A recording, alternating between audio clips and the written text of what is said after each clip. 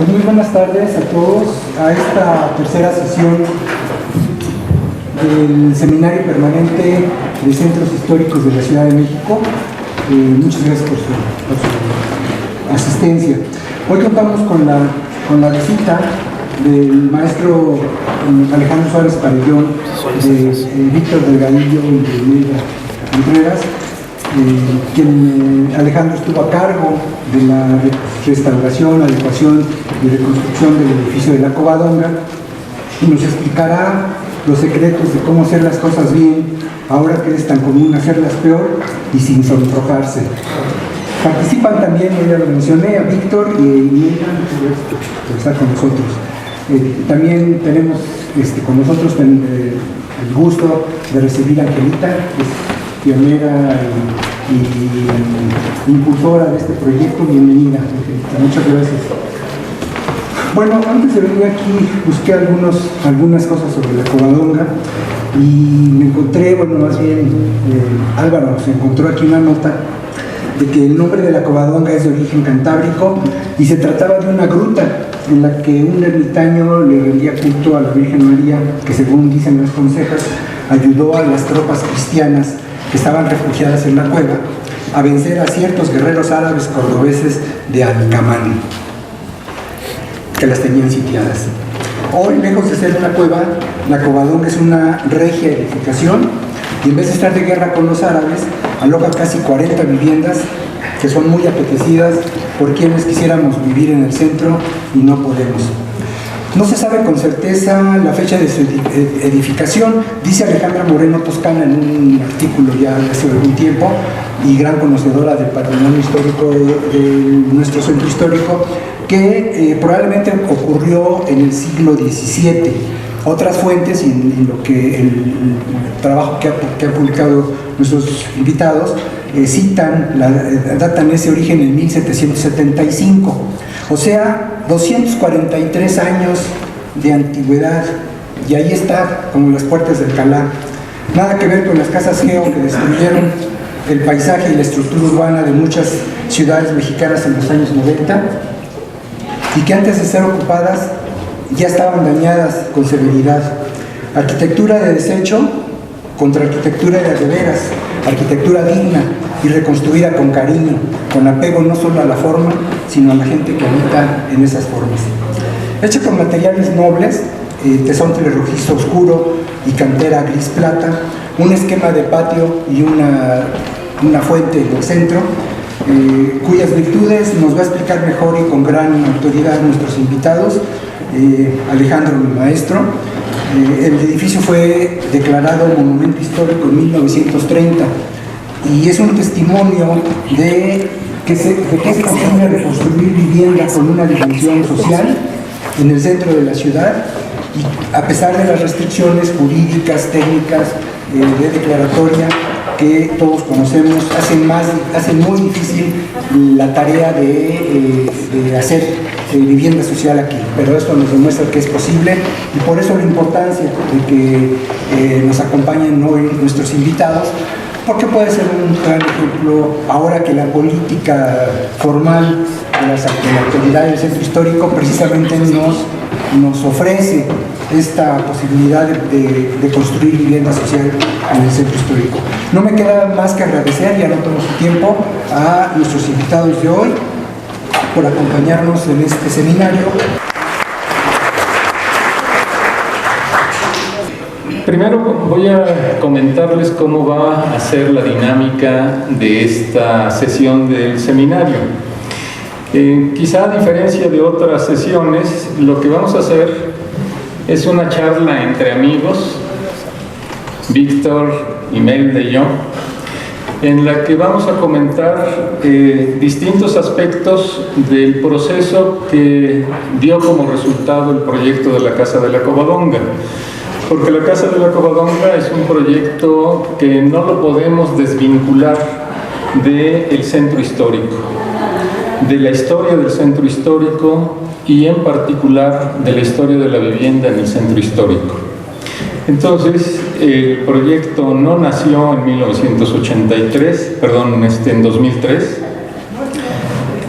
La idea de trabajar un inmueble de importancia patrimonial nació mucho antes, y eso, de eso queremos comentarles. Y la intención es que vayamos conversando y sin arrebatarnos la palabra, más bien complementándonos, vamos a ir exponiéndoles cómo nace el proyecto, cuáles son sus antecedentes previos y cómo se va desarrollando a lo largo del tiempo, y finalmente está ahí este inmueble que ustedes pueden encontrar a cuadra y media de aquí, sobre la calle de Belisario Domínguez, y es muy notorio porque su fachada tiene 60 metros de longitud. Entonces, le doy la palabra para empezar a Víctor para que inicie con esta conversación, y nos vamos a ir turnando en la plática, y a veces vamos a intervenir los tres con la intención de hacerlo, creemos, más ameno que una presentación así muy elevada de unos autores que van a estar exponiendo sus sesudas conclusiones. Más bien les vamos a dar una historia de vida. Gracias, Alejandro. Buenas tardes a todas y a todos. Muchas gracias por su presencia. Para empezar, tal vez yo pondría dos antecedentes del proyecto de rehabilitación de la Casa de la Covadonga. En primerísimo lugar, pondría los sismos de 1985, que en ese territorio tuvieron un muy fuerte impacto. En aquellos años, los damnificados consiguieron arrebatarle al gobierno federal. Hay que recordar que Ciudad de México era gobernada por el presidente a través de un regente. Bueno, los damnificados de los sismos consiguieron arrebatarle un decreto expropiatorio en estos territorios para no reubicar a la población en la periferia, sino en el centro, sino acá en las áreas centrales, en donde la gente perdió su vivienda.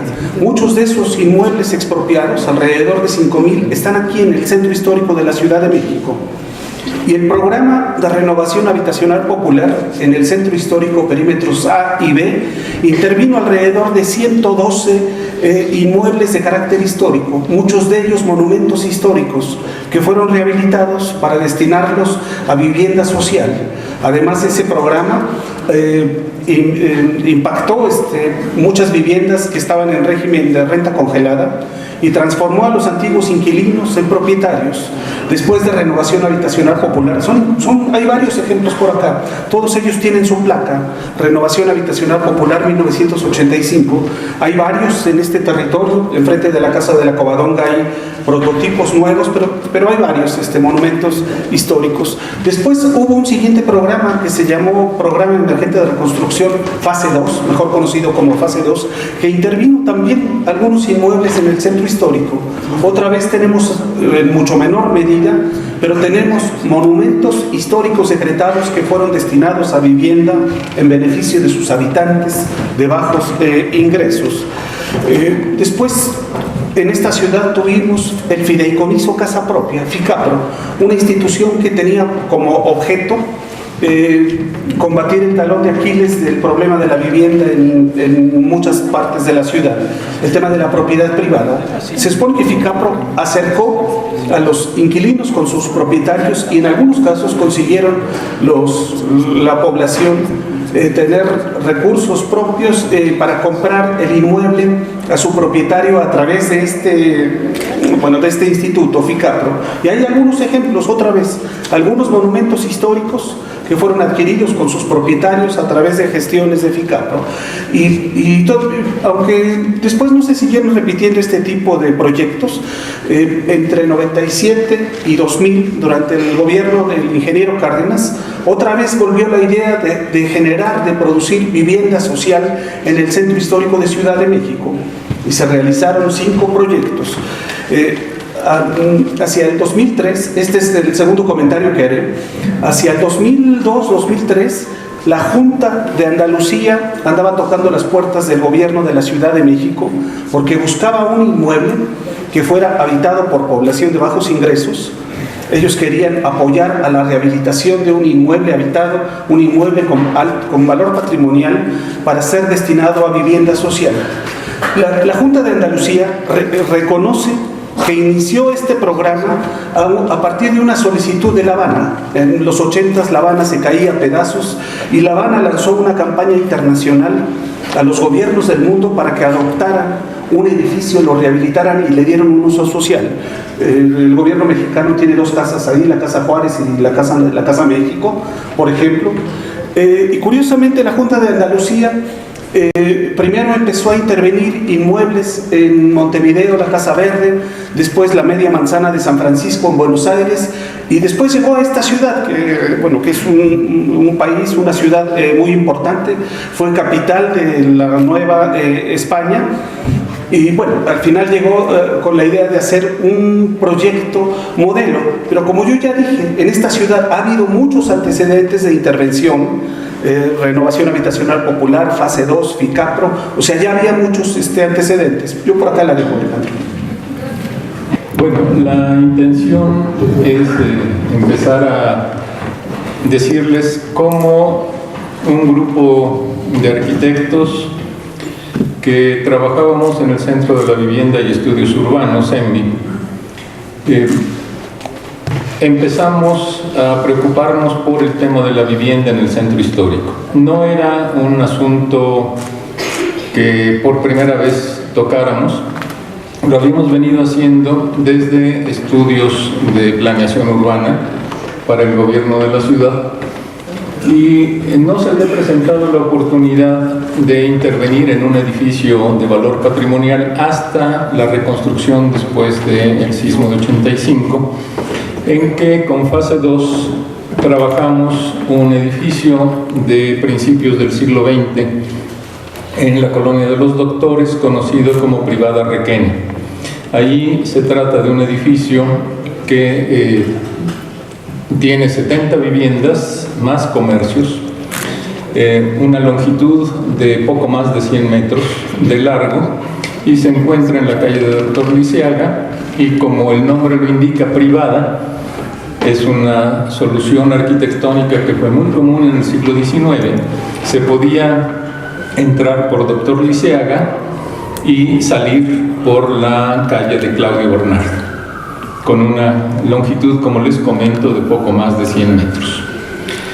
Esta oportunidad de hacer una intervención de recuperación de un edificio con la clara intención de defenderlo de la demolición, porque generalmente estos programas de renovación habitacional popular y de fase 2 tenían por costumbre, de ser posible, demoler los edificios aunque tuvieran reconocimiento de valor histórico por estar en el perímetro del centro histórico. En este caso, Privada Requena estaba en el límite interior del perímetro verde. Y fue una lucha por defenderlo junto con los vecinos hasta que conseguimos, con todos los apoyos, en ese caso del Instituto de Antropología e Historia y del Instituto Nacional de Bellas Artes, demostrar que se trataba de un ejemplo que, si no se recuperaba, se iba a perder una tipología habitacional que fue característica de los finales del siglo XIX y de los principios del XX. En esa forma, empezamos a buscar, después de esta reconstrucción, a buscar la oportunidad de intervenir en otros edificios, pero para eso era necesario hacer un diagnóstico de vivienda del centro histórico. ¿Cómo empezamos con eso? Pues en 1996 recién se habían celebrado elecciones para nombrar las presidencias de juntas de vecinos en distintas colonias, por decirlo así, más bien en todas las colonias del Distrito Federal, y el comité que fue electo para el centro histórico, la llamada Colonia Centro, es un poco absurdo que se llame colonia al centro de la ciudad y del país, pero bueno, así lo dividieron. Se acercó a nosotros y nos pidió apoyo para que pudiéramos asesorar a esta junta directiva y realizar un diagnóstico del centro histórico. En esa forma entonces capacitamos a los grupos vecinales para que se hiciera un levantamiento de las condiciones habitacionales del centro histórico. Tal vez en otra sesión del seminario podremos hablar de esa parte de la problemática de vivienda del centro histórico, porque ahora nos vamos a dedicar solo a un edificio y en este momento les estamos dando los antecedentes. Entonces, así es como conocí la Covadonga, porque acompañando a los grupos vecinales que iban levantando la información, me encontré la puerta abierta de la casa de la Covadonga, entré al patio y debo decirles que para mí fue el encanto de un patio. Y en algún momento pensé, soñé, que profesionalmente me gustaría mucho recuperar ese edificio. Pasaron los años. Bueno, el grupo de trabajo que se mantuvo constante dentro del Centro de la Vivienda y Estudios Urbanos, ya con una gran experiencia, permitió que tuviéramos un equipo eficiente que podía abordar la problemática de recuperación de edificios de estas características. De alguna manera, la presentación que hoy hacemos es en memoria de uno de nuestros compañeros que falleció ya hace algunos años y que junto con Imelda y otros más hicimos este proyecto. Vamos a hablarles entonces de cómo el sueño se realizó. Y le paso la palabra a Víctor para que nos comente sobre el concurso. Debo decirles de inicio que hubo un año en que yo también colaboré directamente en CENVI. Después, por azares, me pasé de las organizaciones no gubernamentales a las gubernamentales. Y entonces, trabajando como asesor en CEDUVI, la Secretaría de Desarrollo Urbano y Vivienda, me correspondió atender el tema de la cooperación internacional con la Junta de Andalucía. Nos pusimos a hacer los estudios que abarcaron hasta la actualización del convenio de colaboración entre el gobierno del Distrito Federal en ese momento y la Junta de Andalucía. Además, un poco antes,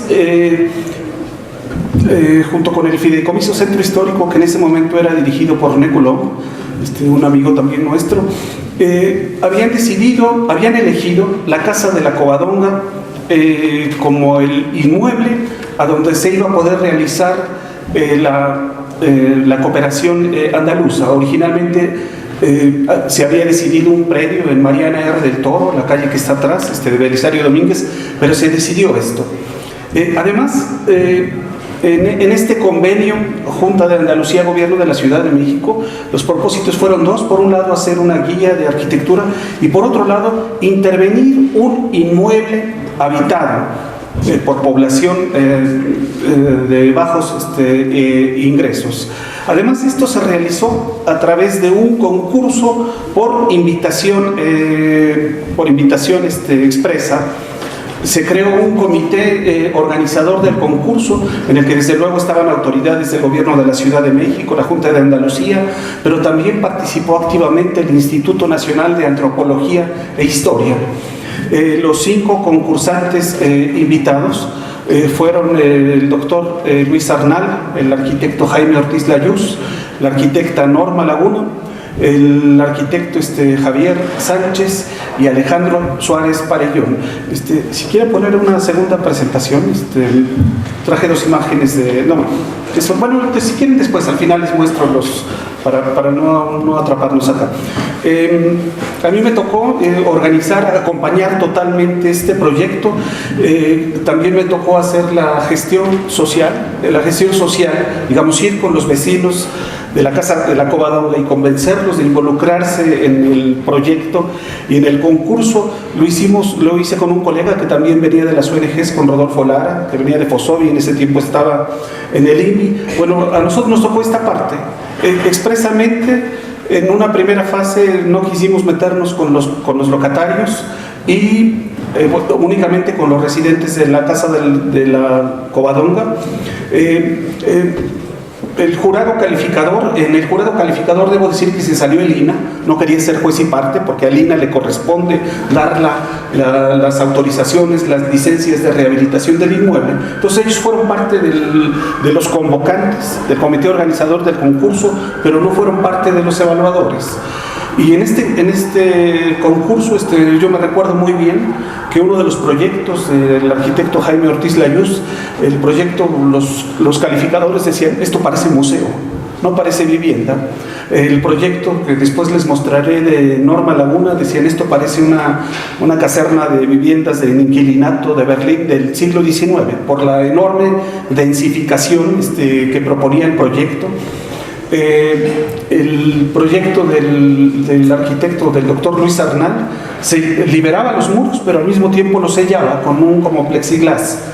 Y había otro proyecto que parecían como lofts para la Roma o la Condesa, del arquitecto Javier Hernández. Tendríamos que hacer una publicación, porque por supuesto que yo tengo, y en archivo también debe estar toda la memoria de estos proyectos, ¿no? Y el proyecto que ganó fue el proyecto de Alejandro Suárez Parellón. Recuerdo muy gratamente también toda la premiación en Bellas Artes. Bueno, por acá.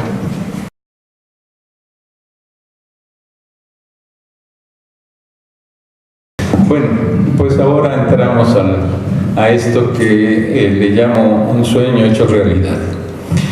Porque en el momento en que, después de 1996, me comunican oficialmente que me invitan a participar en un concurso para la Casa de la Covadonga, pues se imaginan ustedes que para mí fue realmente ver, como les digo, realizado un sueño. Y la idea fue ganar, para que no se quedara simplemente en el resultado de una pesadilla o de un sueño agradable. Se integró el equipo fundamentalmente con Alejandro Martínez Macedo, en paz descanse, y con Imelda Luciana. Y así, junto con otros participantes, llevamos a cabo este proyecto y ahora les vamos a comentar cómo se fue realizando. Para quien no lo conoce, no conoce la ubicación, ahí lo tenemos. En esta imagen de Google Earth está señalado en donde se encuentra la Casa de la Covadonga y como pueden ver, pues estamos muy cerca, estamos a 1,5 cuadras de ahí. Esta fotografía nos la dieron dentro de las bases de concurso a todos los participantes. La había tomado la Secretaría de Desarrollo Urbano y Vivienda. Es el estado en el que se encontraba en ese momento el edificio.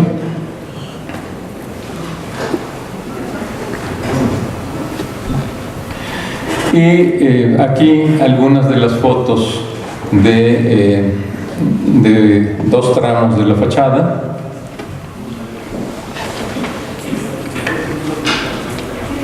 En el acceso, vestigios de pintura mural, que ya en el trabajo realizándolo en obra no pudimos encontrar más que unos cuantos elementos de pintura mural que se conservaron.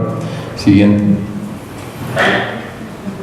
Y ahí pueden ustedes ver el patio, cómo se encontraba antes de la intervención.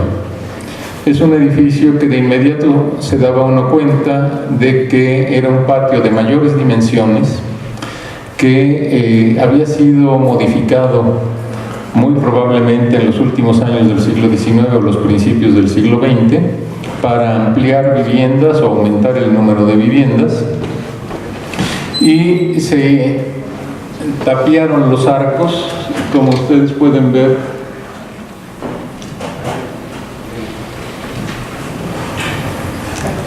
Y en esa forma se ampliaban las crujías que daban a un claustro, y se le agregaron unos pilares para sostener un corredor en la planta alta.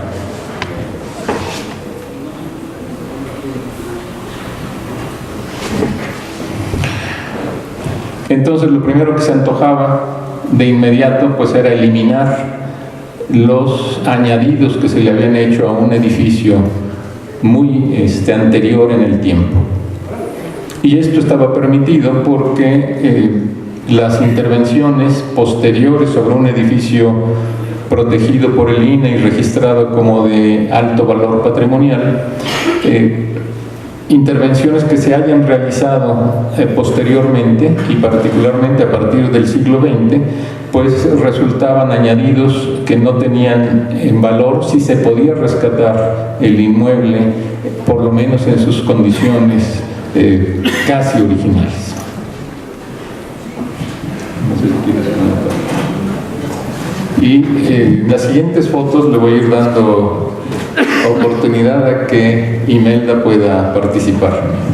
Bueno, antes que nada,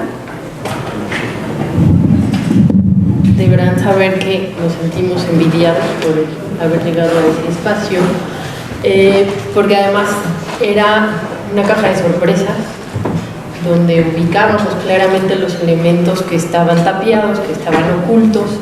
La intención era recuperarlos para que entonces en realidad tuvieran un uso dentro del diseño de la propuesta, pero cada que abríamos un espacio más aparecía otra cosa. Es un espacio que tuvo suficientes intervenciones a lo largo del tiempo, donde muros que en su momento consideramos que tenían o debían ser demolidos, nosotros tuvimos la oportunidad de rescatar materiales y reusarlos en la nueva intervención.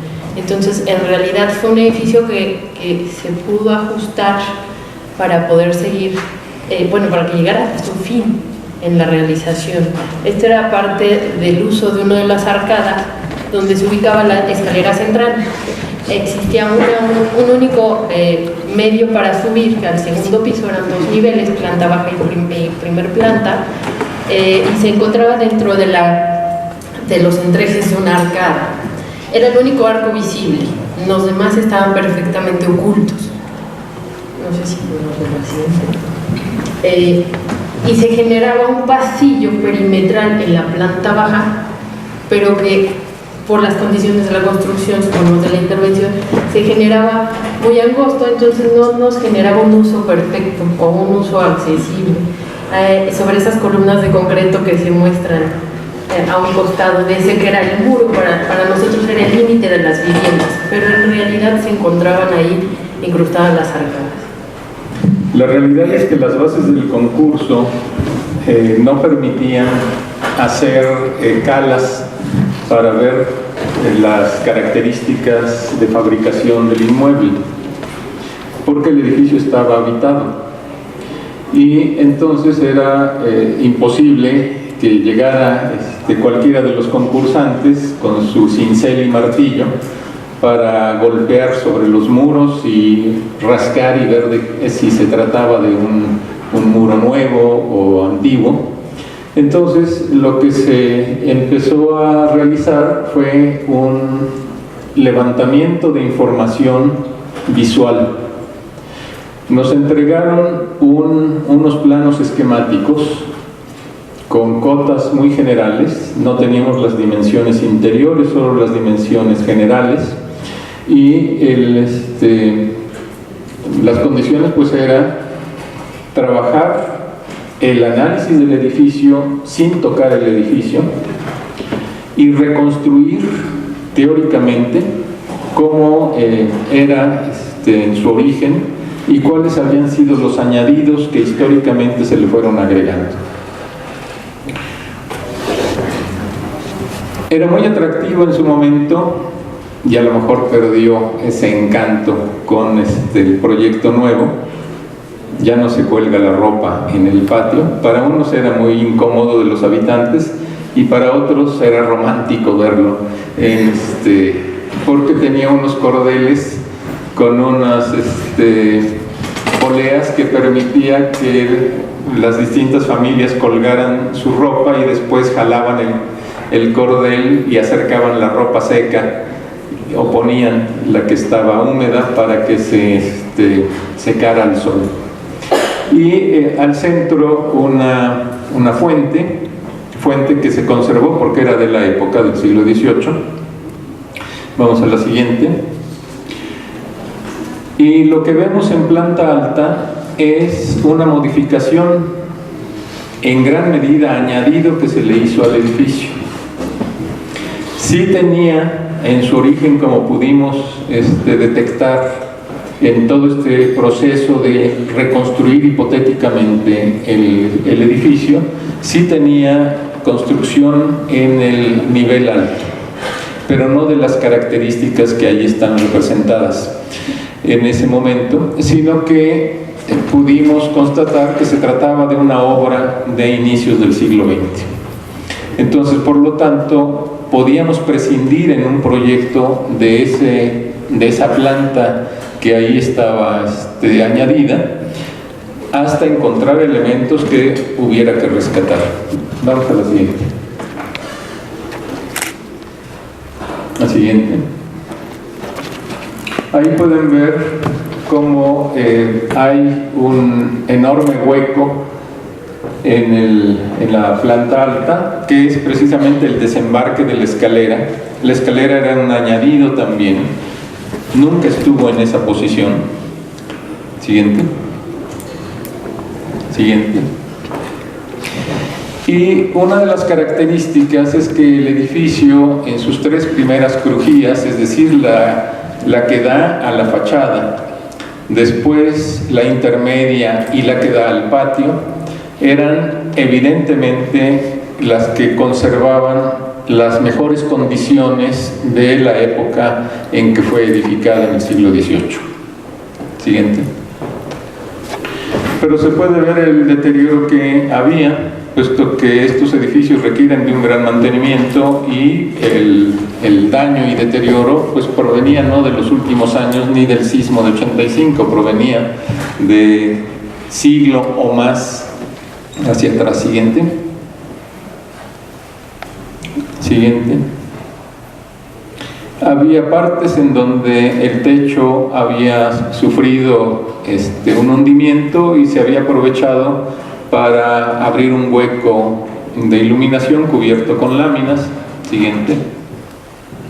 Y una parte que se había derrumbado, sobre todo en la crujía intermedia que da hacia la fachada. Siguiente. Ese es el caso que podemos ver ahí. Siguiente. Y en algunas de las viviendas podíamos encontrar condiciones de precariedad o por falta de mantenimiento, deterioros, y podíamos ver también cómo en algunas de las viviendas se había ampliado el espacio habitable construyendo tapancos, porque la altura de estas construcciones del periodo colonial permite que se pueda hacer un nivel intermedio, aprovechando que puede haber 4 o hasta un poco más de metros de altura. Siguiente. Siguiente. Bueno, entonces aquí es donde empezamos como parte de la propuesta de concurso. Por un lado teníamos el levantamiento visual, las fotografías, las observaciones que habíamos hecho que nos permitían hipotéticamente reconstruir el esquema de origen del edificio, sus materiales, y por otro lado teníamos que darle antecedente para justificar nuestro planteamiento, y aquí es donde aportamos unos análisis históricos que nos permitieron localizar el edificio en imágenes del siglo XVII y XVIII y en esta forma ver cómo había evolucionado esa construcción. Posiblemente haciendo una búsqueda más exhaustiva en archivos o en obras pictóricas, dibujos y demás, podríamos ampliar esta información, pero en aquel tiempo estábamos sometidos a condiciones de concurso y plazo fijo para la entrega de la propuesta. Entonces, lo que dio oportunidad en ese momento es lo que realizamos. Posteriormente se ha hecho un poco más de avance de investigación sobre la historia de este inmueble, que está publicada, y después les comentaremos de eso al final, en primero una revista y después en un libro que ha coordinado Víctor Delgadillo. Entonces, lo que hicimos fue acudir al conocimiento histórico. Vamos a la siguiente. Y aquí tenemos una pintura de 1690 que está hecha en un biombo de los que se exhiben en el Museo de Historia del Castillo de Chapultepec, y es una vista perspectivada de la Ciudad de México. Entonces, en esa forma y amplificando la imagen, abarca buena parte de la Ciudad de México de finales del siglo XVII, pero el mejor detalle está en la imagen del lado izquierdo. Aquí solo tenemos esa, la del lado izquierdo de ese biombo. Entonces, ahí podíamos encontrar el edificio de la Covadonga en ese punto, cuando la calle se llamaba Calle de San Lorenzo, porque tomaba su nombre del convento de San Lorenzo.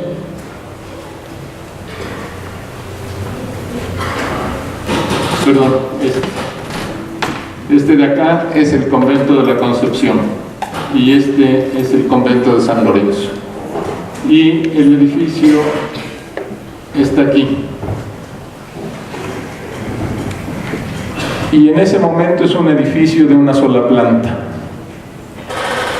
y por lo que después encontramos en obra, era muy fácil observar, una vez que se había desmantelado en muchos de sus muros y demás, que el edificio seguramente se empezó a construir y se usó en el siglo XVII. Pero es en el siglo XVIII cuando se hace el edificio que hoy conocemos, y tomó la parte que se podía rescatar de esa primera obra. Entonces allí puede localizarse varios elementos que ustedes pueden ver al salir de aquí. Ese es Santo Domingo, pero Santo Domingo tenía en su conjunto dimensiones que hoy corresponden a la calle República de Brasil hasta la calle de República de Chile, y por el sur Belisario Domínguez, y por el norte República del Perú. Es decir, que ocupa mucho más de lo que hoy vemos del templo de Santo Domingo. Y ahí está la huerta y cementerio del convento de Santo Domingo, y ahí está la Pila Seca, que daba nombre a esa calle, que hoy es República de Chile, calle de la Pila Seca. Entonces, en la parte de atrás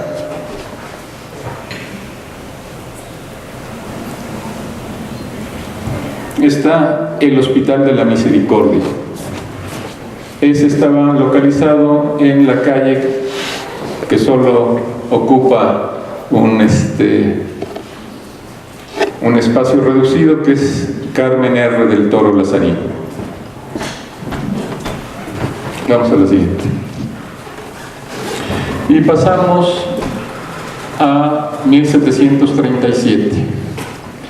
Y aquí estamos en el plano que hizo el arquitecto mayor de la ciudad, Pedro de Arrieta. Los arquitectos mayores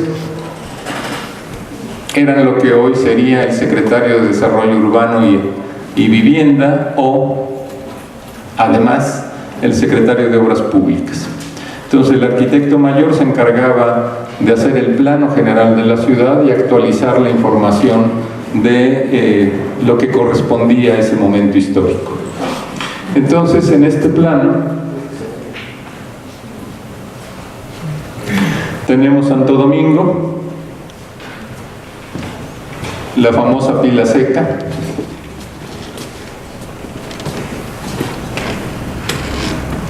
y la Covadonga. Y en la parte de atrás hay una construcción. Este es hoy Carmen R. del Toro Lazarín y este era el Hospital de la Misericordia.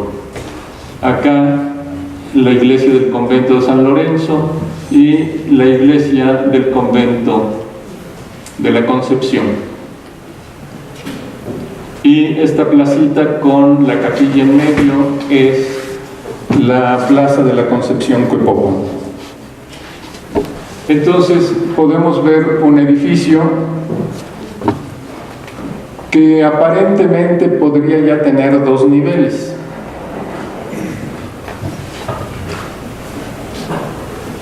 Y aquí es donde después, estudiando la información del archivo de notarías y datos del Archivo General de la Nación, se pudo encontrar que el predio ocupado por la llamada Casa de la Covadonga salía a la calle que hoy se llama de Carmen R. del Toro Lazarín.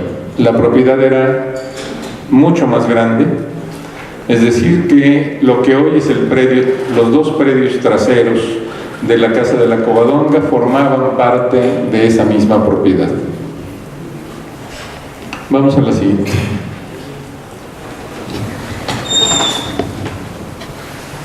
Y ahora tenemos en 1757 un edificio de 2 niveles.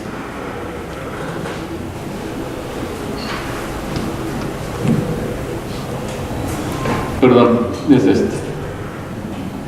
Ahí se ven los arcos, el patio y tiene construcción en la planta alta. Y este es el Hospital de la Misericordia.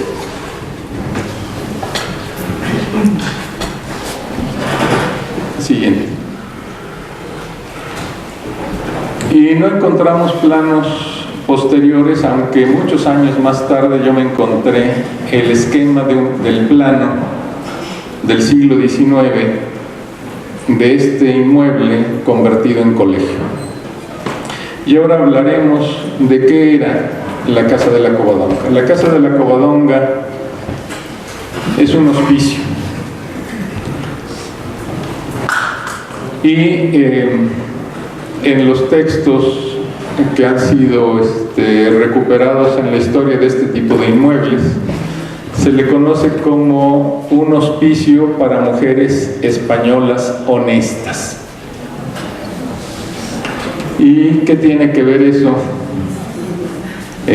Para explicarlo, pues es que el Hospital de la Misericordia era un hospital en el que se recluían prostitutas enfermas.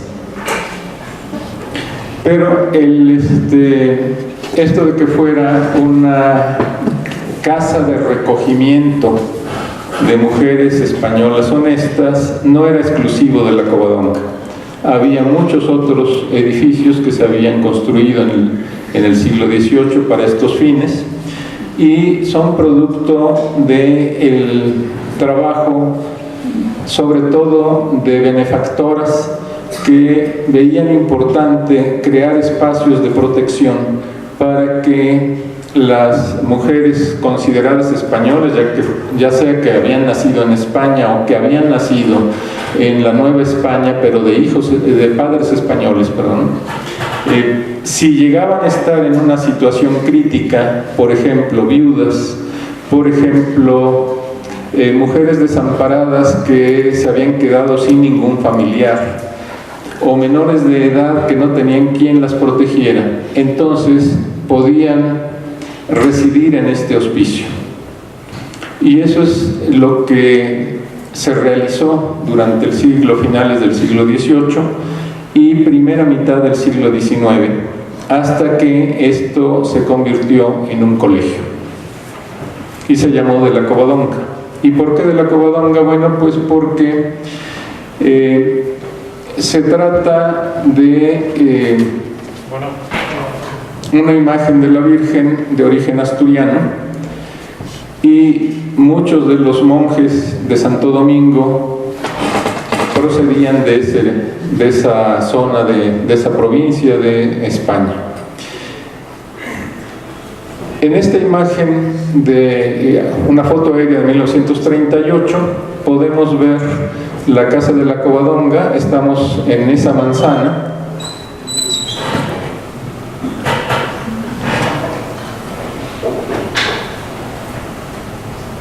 Ahí está el patio y ahí la fuente. ¿Qué ocurrió después en la segunda mitad del siglo XIX? Con la afectación que tuvieron los edificios que poseía la iglesia o las instituciones religiosas, fueron expropiados y sometidos a la venta en subasta, y estos edificios muchas veces fueron adquiridos por nuevos benefactores que convirtieron en estos lugares en espacios que podían servir para darle fondos a la tesorería de instituciones benefactores. Y así es como pasó a la tesorería de la Fundación Rafael Donde. Y así estuvo hasta el año 2000, en que el edificio fue adquirido por el gobierno de la Ciudad de México a la Fundación Rafael Donde. Siguiente. En ese tiempo tenía unas características muy peculiares. Lo que vemos ahí es la fuente cubierta con un cono de lámina. Y esto se hacía porque en muchas ocasiones, sobre todo en el siglo XIX, la escasez de agua o la falta de agua conectada directamente a los inmuebles llevaba a que los aguadores llenaran las fuentes en estas viviendas o en estos edificios públicos, si fuera el caso, y después se cubrieron con un cono de lámina para que no cayera basura. Y tienen estos conos una puerta para sacar o llenar de agua. Y podrán ver el edificio ya con las características que les mostramos cuando les mencionamos antes de la intervención del proyecto. Ya está ahí entonces los arcos tapiados, está en los pilares que soportan el corredor superior, pero noten que la vivienda se ampliaba hacia el patio, en las que dan al patio, con cocina y sanitario, y la puerta central a la vivienda. Y esto no ocupa toda la altura. Más adelante se eliminaron estos anexos, pero la construcción ya modificada quedó como lo vieron en las primeras fotografías. Siguiente. Y buscando en archivos encontramos este dibujo que hizo cuando era estudiante el urbanista Domingo García Ramos en sus prácticas de levantamiento de edificios del centro histórico, y nos permitió ver que la fachada había sido modificada por los comercios.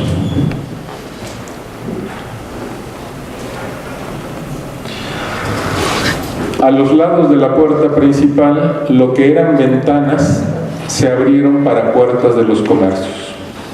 El edificio tenía comercios desde el principio. Una puerta, una ventana.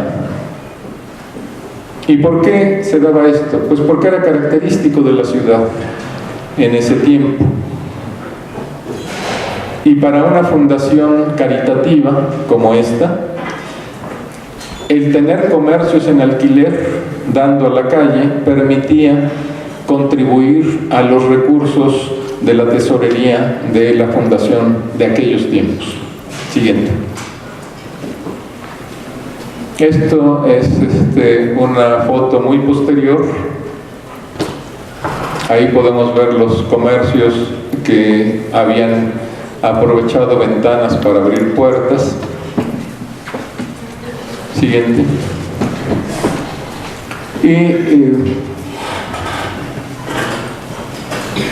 Bueno, con todos esos elementos se hizo la lectura del edificio y se procedió a la propuesta que se presentó a concurso. Siguiente.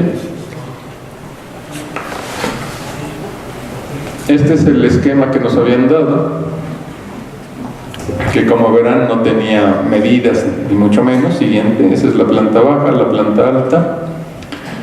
Siguiente. Y entonces con eso desarrollamos la propuesta. Siguiente.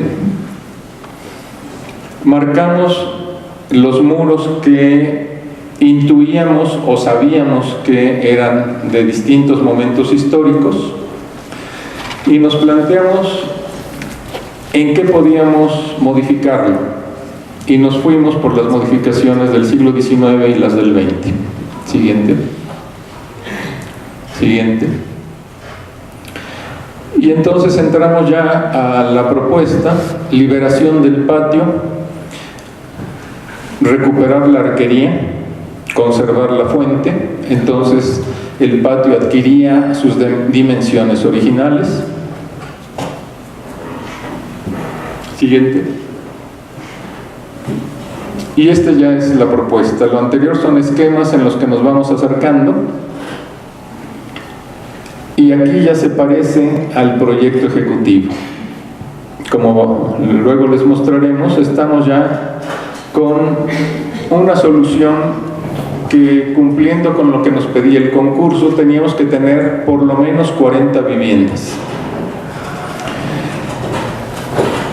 Había 30 departamentos, pero no estaban ocupados todos. Y en principio pues había que satisfacer la demanda de esos 30 departamentos, pero llegar por lo menos a 10 más. El concurso que presentamos dio 41 departamentos y 6 comercios que eran los existentes. Siguiente. Este es un ejercicio un tanto loco, que era de pensar que hubiera tapancos, aprovechando la altura que tenían las construcciones antiguas. Entonces ahí se jugó con ver qué parte podía construirse tapancos, dónde irían las escaleras, etcétera, etcétera. Siguiente. Y entonces nos planteamos que las 3 primeras crujías, es decir, la que da al frente a la calle, la intermedia y la que da al patio, se haría en ellas prácticamente una restauración. Y a partir de eso, en torno a los otros 3 lados del patio, haríamos en planta, en el primer nivel, una intervención totalmente nueva. Siguiente. Por eso verán que hay hacia el patio 3 niveles de vivienda. Siguiente. Entonces ahí pueden ver la propuesta. En la planta baja están los arcos con viviendas, y después, dando a 3 lados del patio, 2 niveles habitacionales. Siguiente. Siguiente. Y ahí verán que uno de los pilares está totalmente chueco. Y no es error de dibujo, es que así está. Siguiente. Siguiente. Y se planteó la intervención de recuperación en fachada, sobre todo donde abrieron puertas, se regresaba a las ventanas, se reponían las piezas faltantes o deterioradas de la cantería labrada, y por supuesto se conservaba el paño de Tezontle. Y en un principio casi aseguraba yo que el recubrimiento de Tezontle no era de la época. Después, ya en el trabajo en obra, nos dimos cuenta de que había que retractarse. El paño de Tezontle que lo caracteriza sí es del siglo XVIII. Siguiente. Siguiente. Siguiente. Y con eso termina la propuesta y, como dijo Víctor, ganamos. Entonces pasábamos como premio al desarrollo del proyecto ejecutivo. Sí, un comentario que sería importante tener en consideración es que el habitante que está dentro de un espacio que es catalogado, que tiene un valor histórico alto, a veces se le vuelve difícil el considerarlo. Entonces, más bien lo volteamos. En esta propuesta, lo que se consideró fue a quienes estaban habitando ese espacio. Así que, si ustedes buscan un prototipo en la Covadonga, un prototipo de vivienda, no hay. No se parece ni una ni otra. A no ser que repitamos el primer nivel con el segundo, pero fuera de ahí no nos adecuamos al espacio con valor histórico, a los elementos estructurales que se conservan para ir generando los espacios para generar una vivienda digna, que eso es importante mencionar. Esa era una de las intenciones más fuertes que se tenía que entrelazar con la parte de la restauración y de la recuperación del edificio histórico. Así que el quitarle piezas del siglo XX que eran añadidos, sobre todo había muchos muros, no de tabla roca, eran muros de madera, de triple de madera, que separaban hasta viviendas, encontrando muros de grandes espesores. Nosotros lo que buscábamos era encontrarles el modo para que además se adecuaran al levantamiento del número de personas que teníamos sobre los habitantes de ese lugar. Digamos que otra de las partes que se logró o que se quiso lograr fue que casi estuvieran hechas para cada uno de los habitantes que ya estaban en un registro, que ya teníamos perfectamente conocidos en persona, teníamos ese acercamiento. Eso creo que es una parte importante.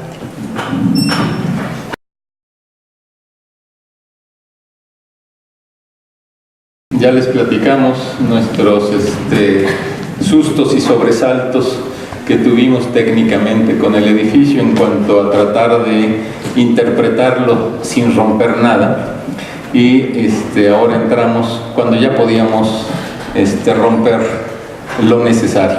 Siguiente. Bueno, aquí se presentan los participantes. Hay varios de los participantes que estuvieron en la propuesta de concurso. Ahí hay varios estudiantes de arquitectura españoles que casualmente estaban en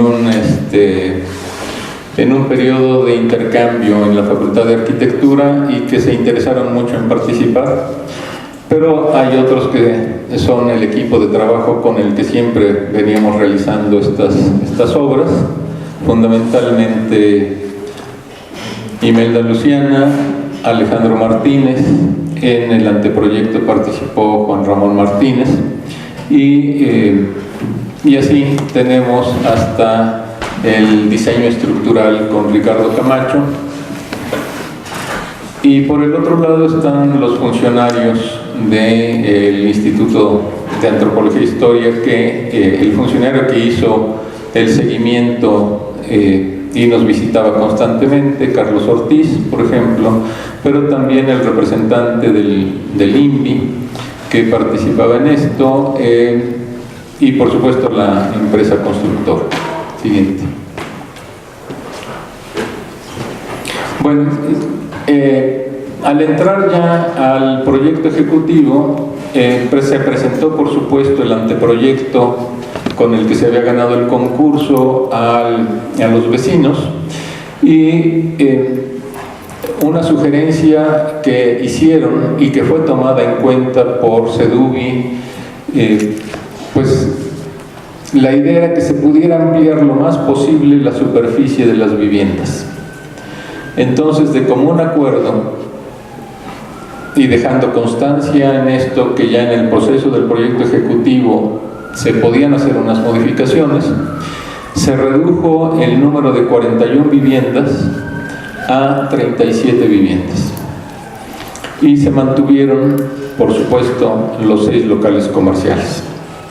Entonces, el desarrollo ya del proyecto, una vez salvado ese aspecto, nos dedicamos a rediseñar algunas partes del anteproyecto para conseguir que pudiéramos tener superficies mayores hasta donde era posible, conservando, por supuesto, el esquema que había sido aprobado. Siguiente.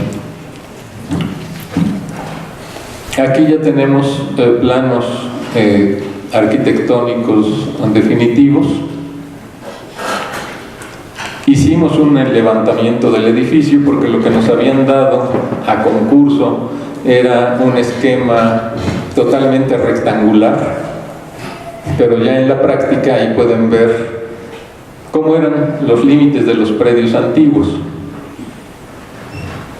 Pues prácticamente no hay nada a escuadra, por decirlo así, sino que así se dio desde el momento en que se repartieron los solares después de la conquista de México por los españoles, y entonces pues se hizo un levantamiento topográfico para tener las medidas exactas, y ahí empezó el tejido arquitectónico que se fue haciendo en conjunto, pero los principales tejedores fueron Imelda Luciana y Alejandro Martínez, que durante horas y horas se la pasaban para que después me mostraran el resultado de cómo habían tejido, y si no se acomodaba bien, pues había que destejer y volver a tejer.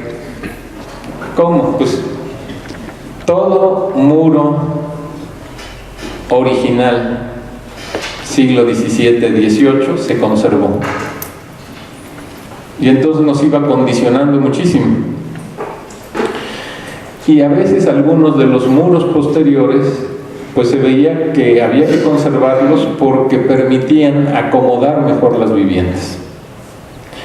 Y puedo decirles que se consiguió con este tejido fino que fueron haciendo Alejandro e Imelda, se consiguió que todas las viviendas tuvieran iluminación y ventilación directa, que todas tuvieran un patio de lavado y tendido, que todas reunieran las condiciones que marcaba el reglamento, que por otro lado el edificio histórico cumpliera con las características de que se conservaba en su esquema original, que se conservaba un criterio constructivo que no desentonaba de lo que había tenido, es decir, que en la parte antigua se utilizó viguería de madera, y que lo único que se incorporó a esa tecnología fue que en los entrepisos y azotea esa viguería de madera tenía una capa de concreto armado con malla, y que esto se había probado en muchas otras de las obras realizadas y que funcionaba muy bien, y que donde ya pasábamos a partes del edificio que no eran necesariamente las originales o que habían sido muy modificadas, entonces ahí utilizamos vigueta y dovela, que no se utilizó concreto más que para crear un cinturón de rigidización. Se hizo un diseño estructural que permitió demostrar que tenía la rigidez suficiente en condiciones de sismo, y este es el desarrollo. Vamos a la siguiente. Esta era la planta baja. Ahí Vamos viendo hacia arriba, en algunos casos hay tapancos, sobre todo en las partes antiguas. Siguiente. Ahí se ve mucho más denso porque entonces entramos a la parte que ya podíamos intervenir con obra nueva en los 3 ángulos del edificio. Siguiente. Siguiente. Y ahí algunos de los detalles en donde podemos ver viviendas y núcleos de escaleras. Se colocaron varios núcleos de escaleras tratando de que esto fuera lo más eficiente posible en función de dar oportunidad de acceso a los niveles superiores. Siguiente. Y siguiente. Ahí podemos ver los criterios estructurales principales de lo que se fue conservando o lo que se fue liberando. Siguiente. Siguiente. Eso yo creo que se podrá ver después en otro. Bueno, nuestra misión es hacer un libro.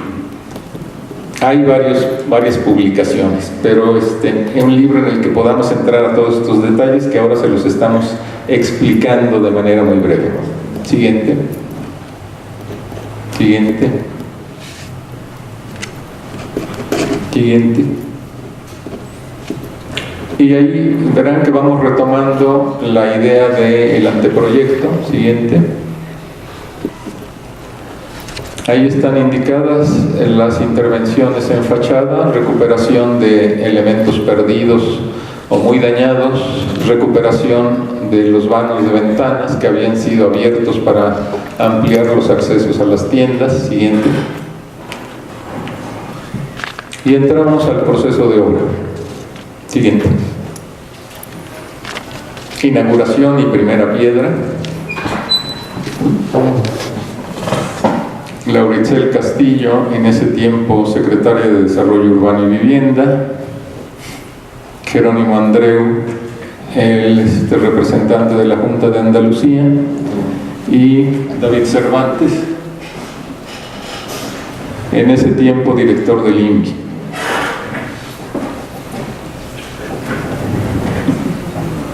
Y Jesús Velázquez de Sedubi.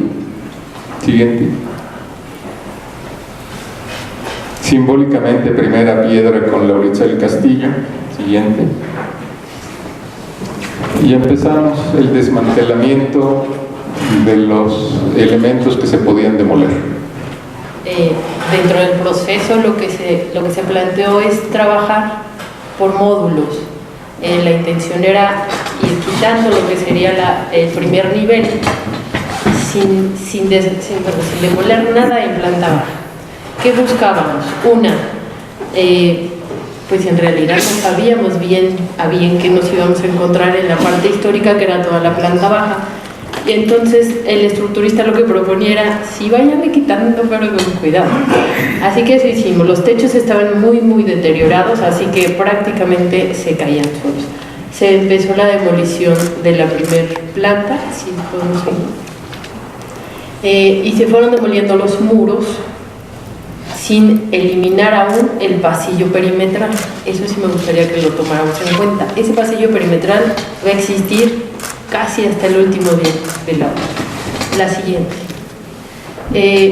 Toda esta demolición nos llevó a que en algunos casos los muros nos permitieran recuperar materiales en buen estado, sobre todo tabiques, que los utilizaríamos para en algunas partes de la nueva intervención. La siguiente, por favor.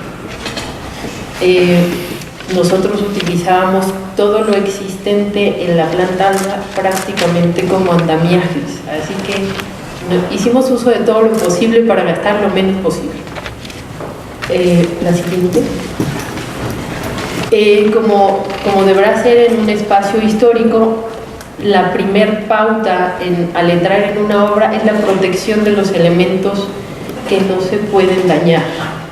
Así que se protegieron la fuente en un principal punto, algunas arcadas que estaban liberadas, las demás estaban prácticamente protegidas, muchos muros al igual, así que mientras no tocáramos la planta baja no estábamos dañando nada. Se intervino la planta alta. La siguiente, por favor. y se hizo por segmentos, insisto. La intención era, le voy a quitar peso y se lo voy a regresar, para que entonces estructuralmente esto siga trabajando como ha trabajado por todos estos años. La siguiente. Los muros que se empiezan a desplantar, que aquí los vemos como muros de tabique.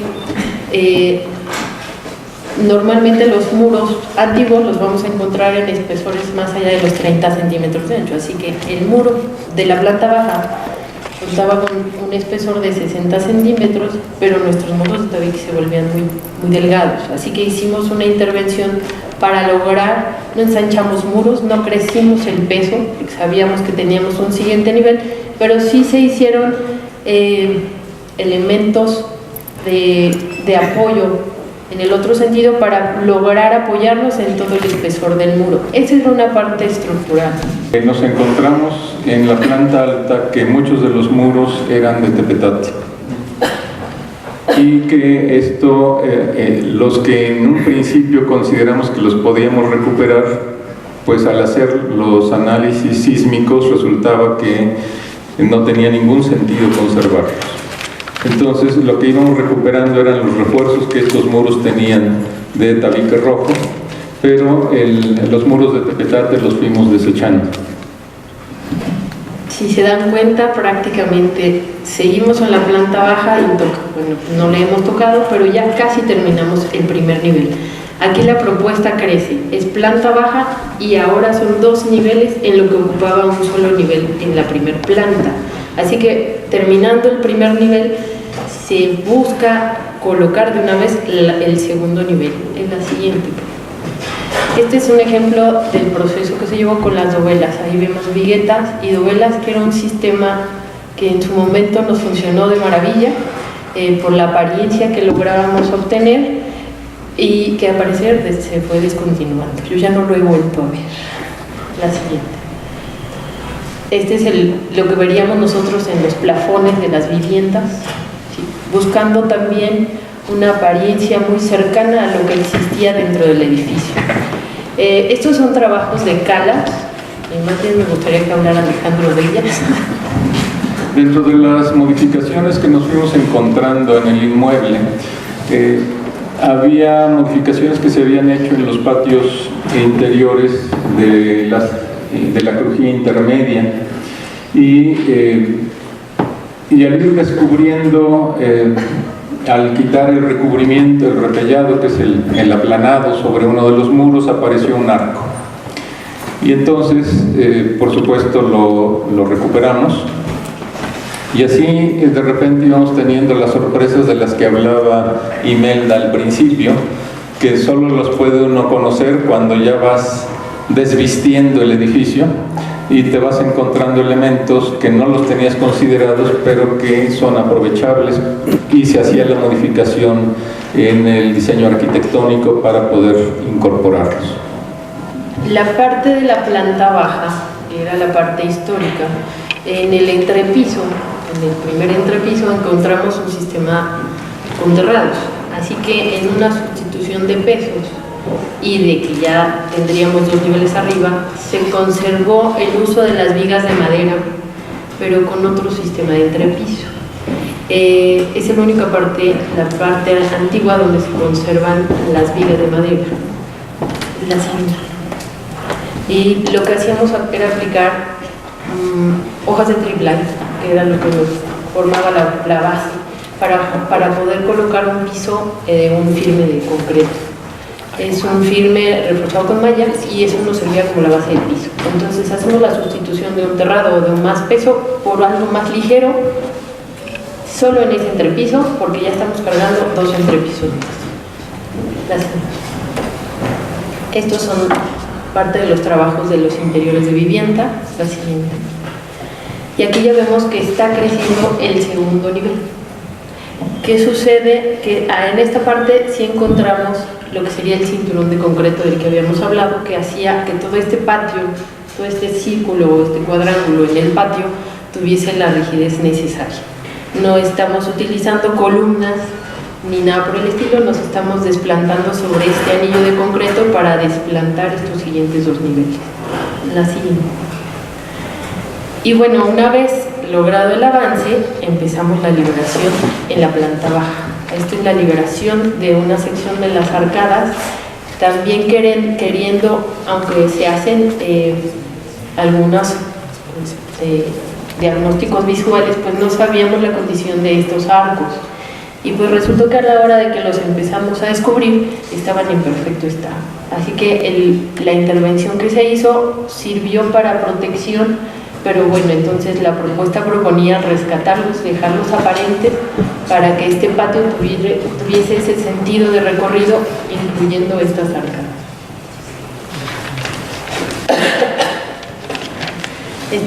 Bueno, seguimos construyendo lo que sería la segunda planta.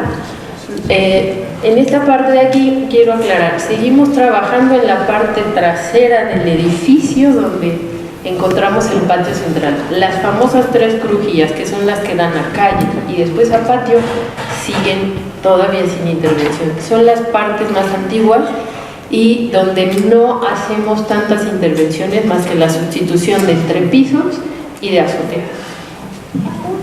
La que sigue.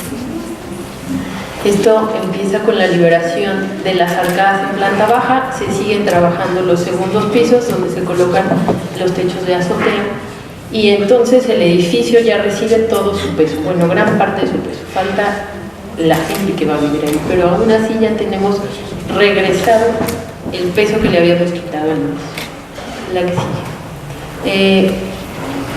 En este proceso les vamos a contar que este pasillo primero nos estorbaba y después lo adoramos porque nos sirvió absolutamente de todo, de andamios, de todo, absolutamente. También, hablando de la recuperación, este pasillo tenía ya un barandal que la verdad desconozco si era un novio, pero también lo guardamos y lo volvimos a reusar. Así que lo que más se pudiese guardar para reusar y ahorrar, esa es parte del proceso constructivo. La siguiente. Aquí ya se empiezan todo lo que sería los acabados en las fachadas. Seguimos sin deshacernos del perímetro del pasillo, pero ya se empiezan todos los trabajos en la planta baja. La siguiente. Si se dan cuenta, no hemos acabado de descubrir todos los arcadas porque sabemos que el manejo de los materiales puede dañar muchas piezas de cantera, así que se busca proteger a lo más posible las partes nobles del edificio o las partes antiguas para que no exista un daño a la hora de que, por ejemplo, bajen los materiales de residuo de las plantas altas. Estos serían los trabajos que se llevaron a cabo en las primeras 3 crujías. Es una sustitución de vigas de madera donde no había forma de recuperar ningún elemento de madera en esa zona por el abandono sobre todo, así que se sustituyeron y se logró conseguir elementos muy similares a los que ya existían. Esta es una comunicación entre la primera crujía y la tercera crujía. Y aquí empezamos a ver los trabajos de intervención en la fachada, donde se empieza la recuperación de los vanos o de las ventanas que ya habíamos visto en el análisis anterior, donde se coloca de nuevo todo este frente para poder alcanzar la altura, colocar las molduras de cantera y entonces la siguiente. Empezamos a recuperar su estado original. Claro, no se colocaron puertas y ventanas de madera hacia el exterior, son comercios, se planteó hacer un esquema con cortinas por seguridad, pero sí existen las puertas de madera al interior, abren hacia adentro, así que sí están, pero no se ven las cortinas. Bueno, se logró entonces un buen trabajo de cantería.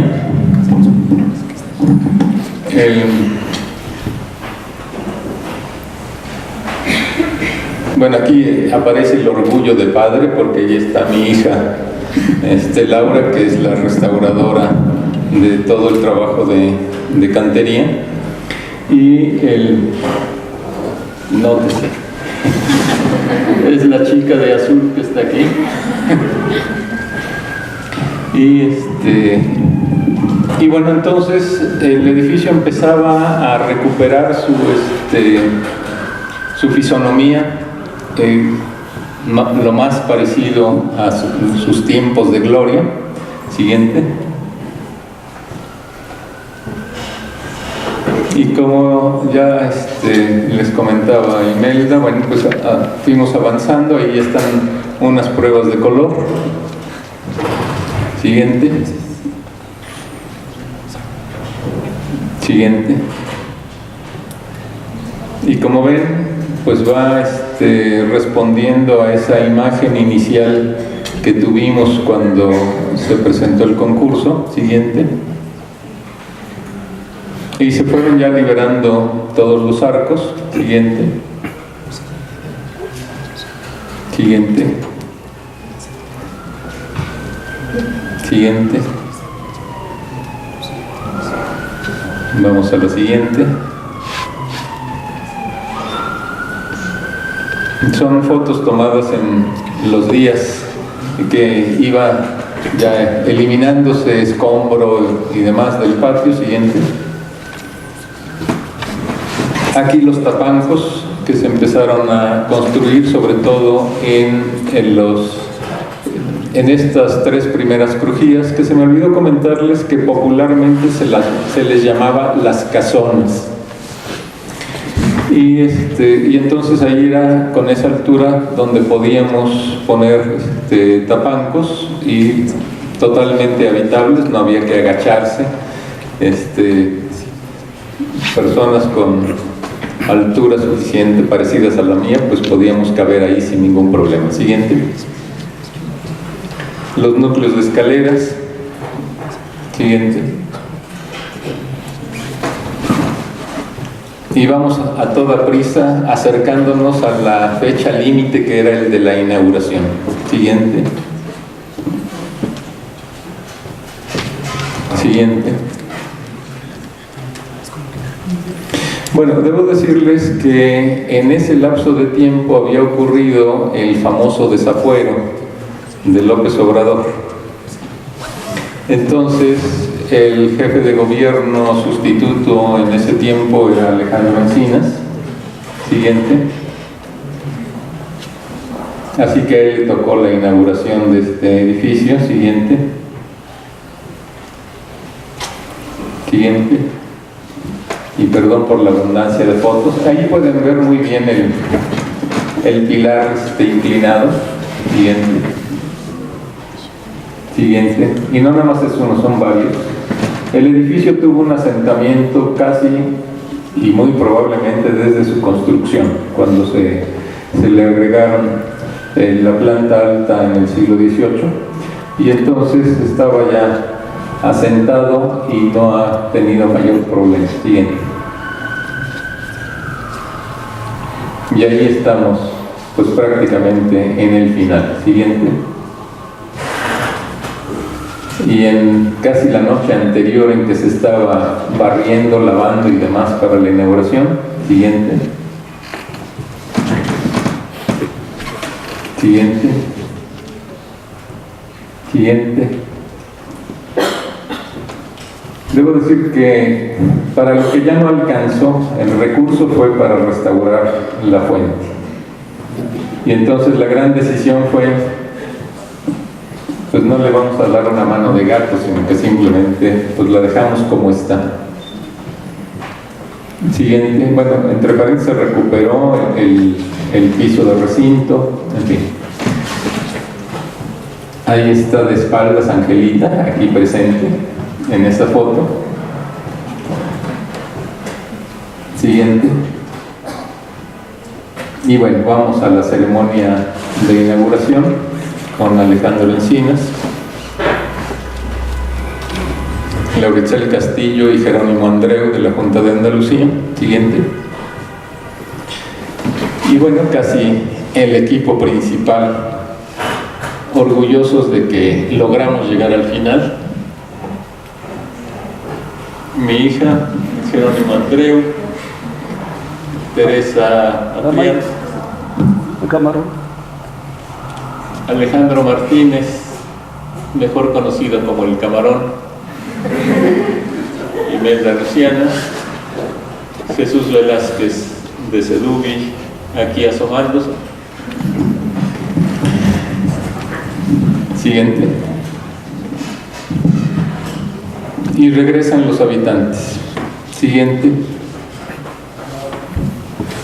Los comercios anunciaban que próximamente se abrirían, en fin, siguiente. Siguiente. Empezaron a aparecer macetas, en fin, siguiente. Uno de los departamentos en la parte nueva del proyecto, siguiente. Y la Covadonga hoy. En Google la pueden ver ahí. Después, si Angelita nos invita en otro día, nos gustaría mucho visitarla para que ustedes vean digamos, cómo se ha mantenido el edificio.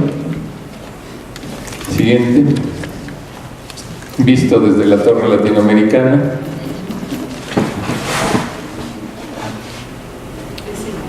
Quizá con un telefoto de más alcance se podría mejorar la imagen. Siguiente. Siguiente. Siguiente. Bueno, pues ahí está el proyecto de la Covadonga.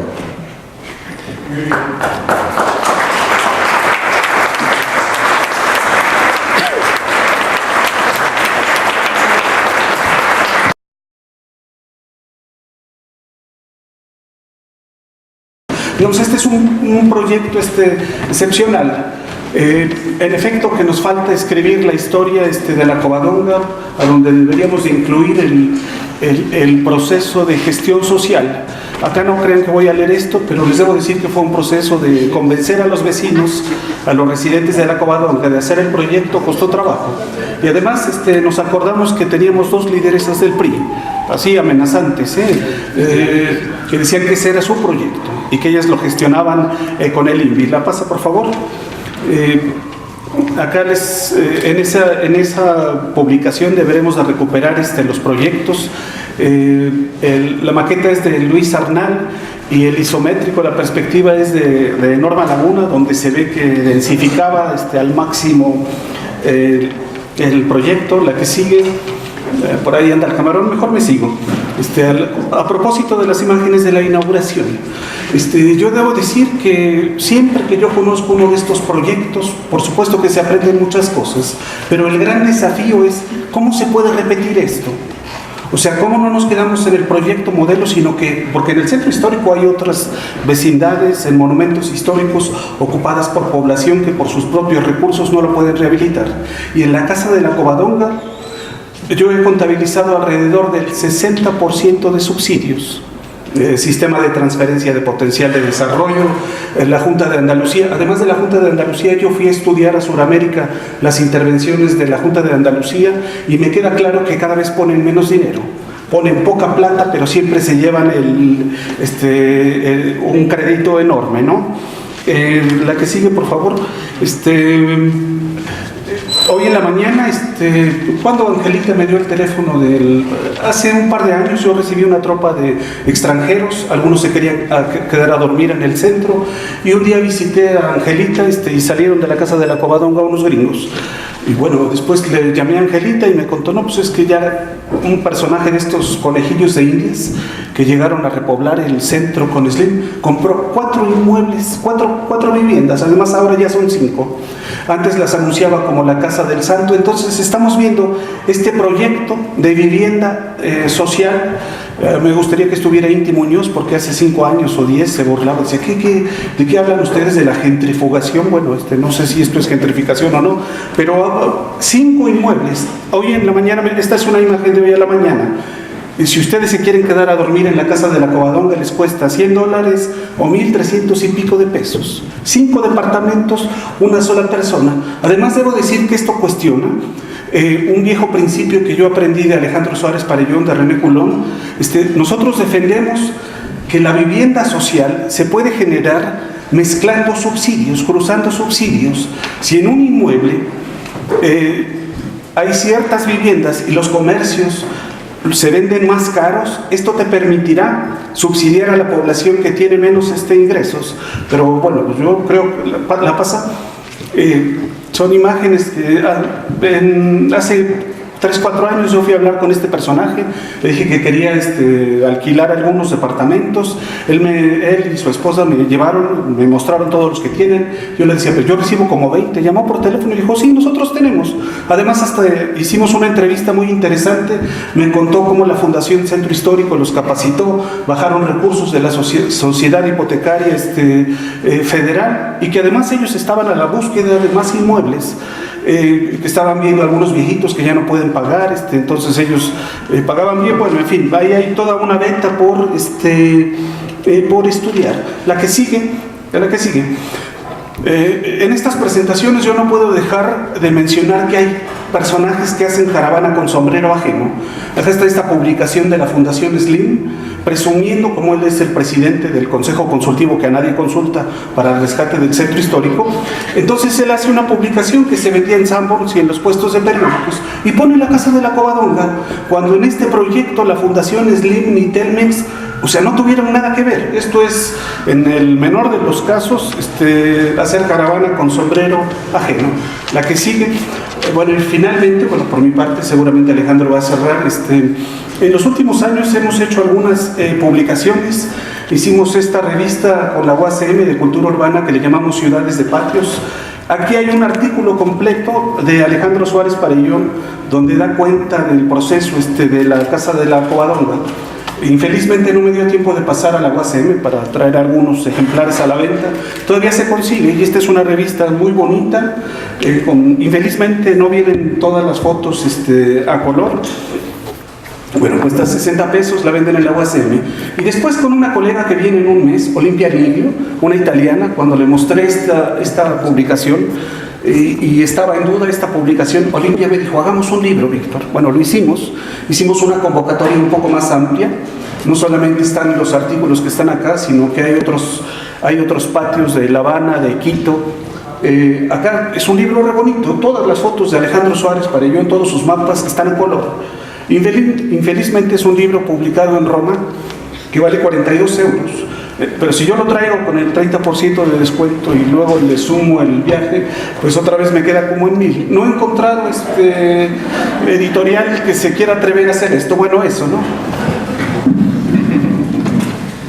Bueno, Víctor ha tratado un aspecto que para nosotros es importante. Y cuando digo para nosotros, es un grupo de investigadores y de profesionales que estamos metidos en esto y que estamos metidos también en el tema de la producción de la vivienda social o la recuperación de la vivienda social.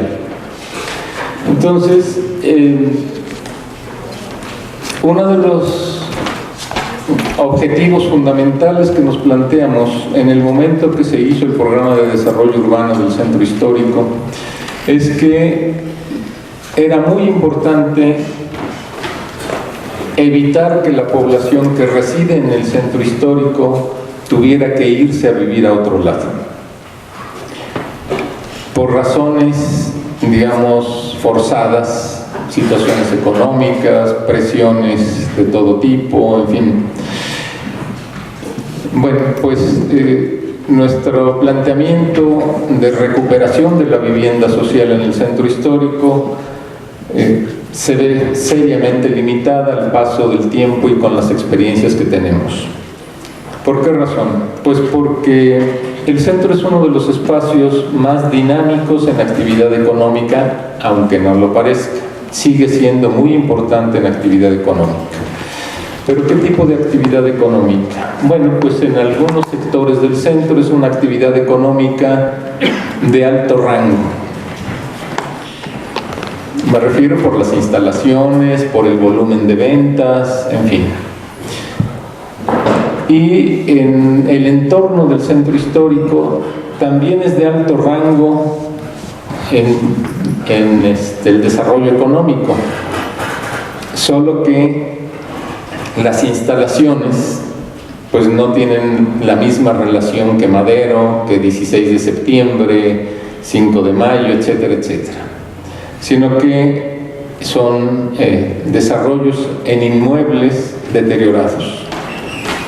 Y como se trata de un comercio que mueve mucha mercancía y recursos casi diariamente o semanalmente, necesita del espacio para almacenamiento. Y esto presiona mucho a los habitantes, eso y otras cosas más: inseguridad, falta de servicios, dificultad para caminar, porque también la calle es parte de esa actividad económica. Entonces, la oportunidad de continuar desarrollando proyectos de esta naturaleza se vuelve un auténtico desafío. Bueno, para los que pensamos que hay que hacerlo. Y para las autoridades, pues se vuelve muchas veces inconveniente, molesto, no es como para salir constantemente en el periódico, la televisión, cosas por el estilo, no les reditúa lo suficiente. Entonces esto hace que se vuelva una situación muy difícil. Pero hay sinnúmero de organizaciones vecinales, o en los mismos edificios hay vecinos que están dispuestos, buscando constantemente, tocando la puerta del INVI, por ejemplo, de la delegación, etcétera, etcétera. Entonces, para nosotros, con estas experiencias, unas afortunadas y muchas otras desafortunadas, vemos que es importante retornar a la necesidad de sensibilizar, por un lado, a las autoridades, la del centro histórico, que a veces podemos decir que no tiene autoridad, pero bueno, la del centro histórico. El fideicomiso del centro histórico se ha convertido en gestor de inversiones, de ser posible. La delegación no tiene el menor interés en esto. Entonces, si no hay una reacción social, una demanda social en ese sentido, pues difícilmente podremos recuperar esto. Hay calles que pueden servir para Airbnb, para hoteles, para comercios, restaurantes y demás, pero no son todas. Porque negocios como el Airbnb lo que están haciendo es precisamente lo que comentaba Víctor, y es aprovechar la situación para, en el mejor de los casos, rescatar los edificios, sin los habitantes, por supuesto, y comercializarlos en esta forma. Pero lo que necesitamos es que el centro tenga población de tiempo completo. Quien trabaja en el centro es población de medio tiempo. Llegan aquí a las 8 de la mañana y pueden irse a las 8 de la noche. Pero después queda vacío. Entonces necesitamos recuperar esa función. Y este es un fenómeno que se da en todas las ciudades. Nosotros no somos el único caso. Lo podemos ver en todos los centros históricos de América Latina, pero también lo podemos ver en centros históricos de ciudades europeas, por ejemplo. Entonces, la única forma es recuperar ese espacio habitacional en condiciones dignas y de alta calidad habitable, pero fundamentalmente para sus pobladores originales. Bueno, ese es un desafío. No sé si para mí, por ejemplo, nos dará tiempo, pero aquí presentes hay muchos estudiantes, tanto de la Facultad de Arquitectura como de la ESIA, del Politécnico, y yo creo que les toca a ellos continuar, y nosotros estaremos pues dándole hasta donde se puede. Y con eso pues creo que daríamos por concluir esta sesión.